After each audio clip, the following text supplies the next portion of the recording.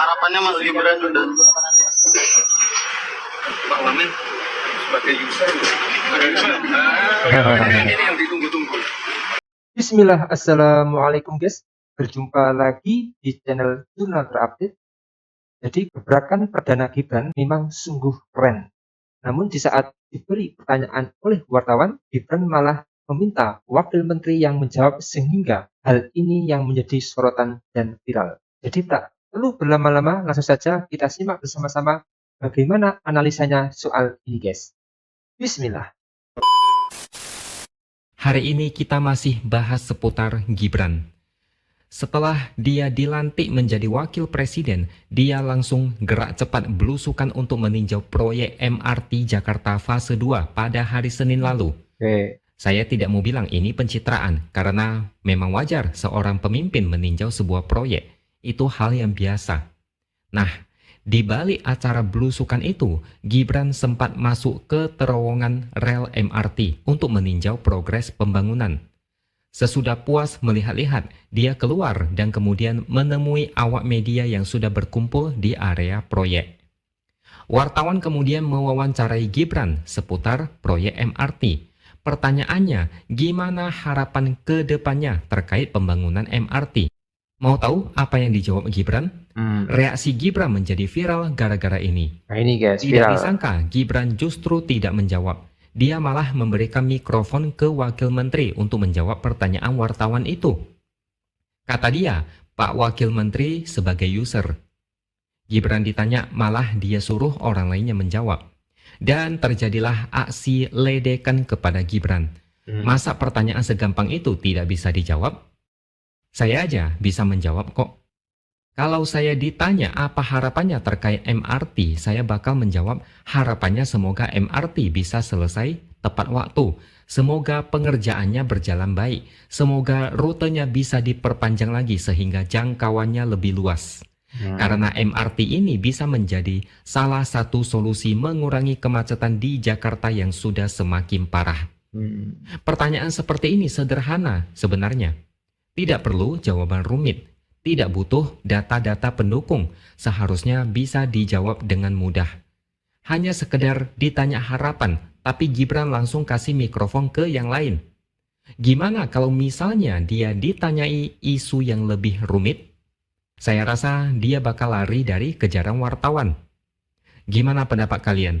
Apakah kalian juga geleng-geleng kepala? Kalian pasti setuju kalau pertanyaannya lebih mudah daripada pertanyaan saat wawancara kerja. Tapi entah kenapa Gibran seperti ketakutan menjawab, seolah kayak dikasih pertanyaan sekelas profesor. Yang dilakukan Gibran malah menjadi blunder, seolah mau menunjukkan kepada seluruh rakyat Indonesia kalau dia ini kurang layak menjadi wakil presiden. Gibran tidak bisa terus-terusan mengelak. Dia itu wakil presiden. Pasti akan dibuntuti wartawan setiap saat. Tiap hari pasti akan ditanyai wartawan. Mulai dari pertanyaan sederhana hingga pertanyaan menohok. Gibran harus siap menghadapi berbagai situasi. Apalagi semua orang tahu Gibran itu anaknya Jokowi. Awak media pasti sudah standby kalau Gibran kemana-mana. Saya bisa membayangkan mungkin Gibran tidak di briefing soal ini sebelumnya. Mungkin ke depannya dia bakal briefing dulu. Atau mungkin pertanyaannya disetting dulu supaya dia punya waktu memikirkan jawabannya. Kalian pasti jadi teringat dengan masa kampanye Pilpres di mana Gibran terlihat gelagapan saat ditanya tentang sesuatu yang agak sulit. Ditanya apa, jawabnya apa. Contohnya ketika dia hadir di kuliah umum di Institut Teknologi Del, Toba Samosir, Sumatera Utara. Gibran ditanya bagaimana cara mahasiswa muda bisa berinovasi di teknologi seperti yang Gibran lakukan saat menjadi wali kota Solo. Misalnya inovasi pembangkit listrik tenaga sampah di Solo. Gibran bilang jawabannya ada di buku, jadi enggak usah dia jelasin. Mahasiswa yang ada di sana sampai ketawa saking tidak percaya dia bisa menjawab seperti itu. Lalu di acara diskusi ekonomi kreatif di Jakarta Selatan, dia juga bicaranya aneh. Dia minta peserta yang hadir supaya kasih masukan dan solusi. Jangan cuma Gibran yang ditanya dan kasih solusi, karena banyak yang lebih pintar dari dia. Dan satu lagi, dia juga bilang diskusi selesai jam 9 karena dia mau tidur. Terkait performa di acara debat, Gibran pasti sudah lebih dulu di briefing dan latihan, makanya dia bisa. Tapi di situasi yang random, Gibran kayak tidak tahu apa-apa. Atau mungkin memang tidak tahu apa-apa sehingga dia memberikan jawaban aneh dan tidak logis. Ini membuktikan Gibran ini kayak orang yang ditugaskan memantau dan meninjau kondisi lapangan. Cuma itu. Atau mungkin jadi supervisor program makan bergizi gratis. Atau saya merasa Gibran ini sedang diminta untuk tidak banyak bicara karena takut melakukan blunder. Gibran mungkin diminta berhati-hati dan sebisa mungkin tidak banyak bicara. Atau bila perlu jangan bicara sama sekali. Kalau ada orang yang bisa diwakilkan atau dijadikan tameng, maka bisa dimanfaatkan sebisa mungkin. Gibran saat ini juga dalam posisi sebagai antagonis bersama dengan Kaisang. Dua anak Jokowi ini sedang dibenci massal. Keluarganya disoraki saat hari pelantikan. Tekanan dan sorotan kepada keluarga Jokowi sangat besar. Makanya saya merasa Gibran ini sedang main aman, berhati-hati, dan tidak mau membuat kontroversi yang tidak perlu. Harapannya tekanan itu akan reda dan hilang. Tapi saya tidak melihat itu akan hilang dalam waktu dekat. Apalagi sampai saat ini nama Fufu Fafa masih sering trending di Twitter. Kepopuleran Fufu Fafa masih sangat masif, ngalah-ngalahin artis besar. Gibran tidak boleh terpeleset satu kali pun, karena bukan cuma netizen yang bakal senang mengkritik, tapi juga para lawan politik bakal dengan senang hati membesarkan isu ini sampai panas membara. Nama Gibran sudah lumayan tercemar. Dia tidak boleh melakukan kesalahan fatal yang lain. Ya, benar. Ini alasan yang paling masuk akal kenapa Gibran kalem dan tidak banyak ngomong. Takut jadi sasaran ledekan kalau terpeleset.